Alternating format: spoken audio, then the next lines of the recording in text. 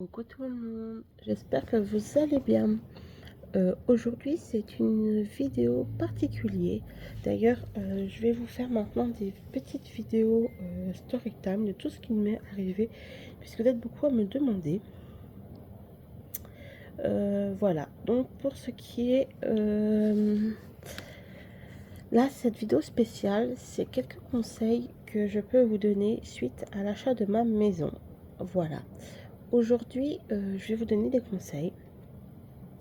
Voilà, alors aujourd'hui, nous sommes propriétaires depuis décembre 2023. Donc les conseils déjà, demandez à la visiter plusieurs fois et pas tout seul. Alors pourquoi? Parce que certains pourront voir des détails que d'autres ne verront pas. Voilà, nous en soi, nous l'avons visité 2 fois. Une fois tout seul et une fois avec nos beaux-parents. Pourquoi c'est important de la visiter plusieurs fois? Parce que vous pouvez voir des choses que vous n'avez pas vues la première fois. Avec l'excitation, etc., on ne voit pas tout. De deux, ça serait de se renseigner si l'eau, l'électricité, tout ça n'était pas coupé, si c'est habité, tout ça, se renseigner autour de vous et autour de la maison. Pour notre expérience, on n'a pas fait ça. Mais si l'électricité, par exemple, est coupée et que le panneau d'électricité n'est plus aux normes, pour pouvoir la remettre en route, vous ne pouvez pas tant que vous n'avez pas fait l'électricité. Nous ici, on a eu le souci. Donc dans cette pièce là où je suis éventuellement, nous avons appris seulement après que l'électricité n'était pas faite au niveau du salon. Donc nous avons ce souci là à régler une fois que vous avez signé et que vous voyez que après c'est foutu.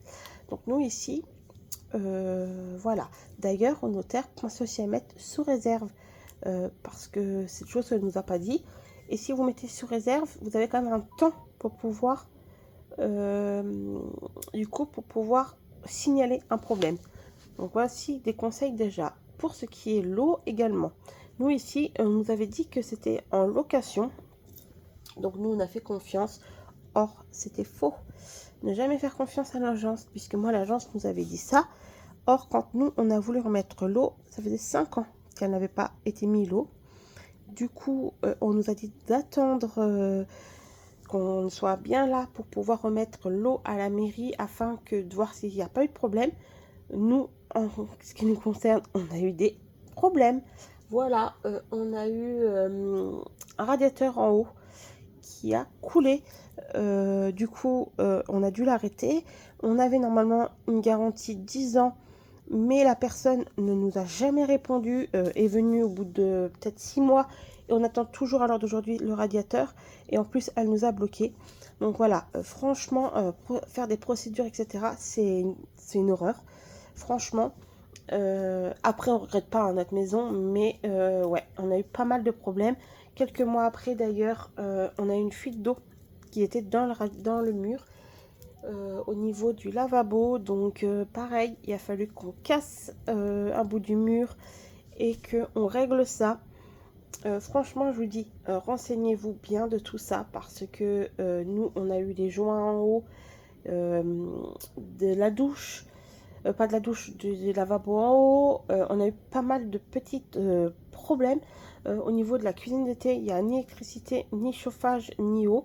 Ça sera des raccords que nous devrons faire pour plus tard. Franchement, ce n'est pas dans nos projets pour le moment parce que voilà, on a pas mal de petits trucs à régler, mais on a ça déjà.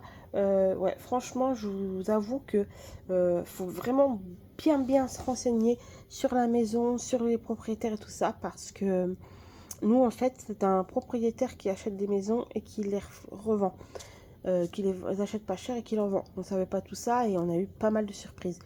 Donc n'hésitez surtout pas à vous renseigner. Voilà, franchement, les conseils que je peux vous donner, parce que nous, ça nous a quand même fait un sacré trou dans le porte-monnaie, hein, puisque, pareil, quand on a visité, il y avait un peu, il nous restait pas mal en fioul, il nous restait les ampoules et les douilles. le jour de l'emménagement, il n'y avait plus les douilles ni les ampoules. Il a fallu acheter toutes les douilles et toutes les ampoules. C'est pas le prix que ça coûte, hein, parce que je crois que ça nous a coûté une cinquantaine ou 60 euros. Mais quand vous venez d'acheter une maison et que, voilà, je peux vous dire que 60 euros par-ci, 50 euros par-là, etc., ça remonte très très vite. Donc vraiment, mettez bien de l'argent de côté avant, prévoyez quand même des travaux, même si vous dites la maison n'a pas de travaux, je vous jure que vous en trouverez, vous aurez toujours quelque chose. Et ça, je peux vous le dire, nous encore cette semaine, hein, on a eu une fuite d'eau au niveau des WC, les joints qui ont cassé, on a voulu mettre un lave-vaisselle, il n'y avait pas assez d'eau, il a fallu faire un raccord, etc. Franchement, je peux vous jurer que vous ne savez pas tout et vous en découvrez tous les jours. Franchement, c'est vraiment un conseil que je peux vous donner. Franchement, faites bien attention.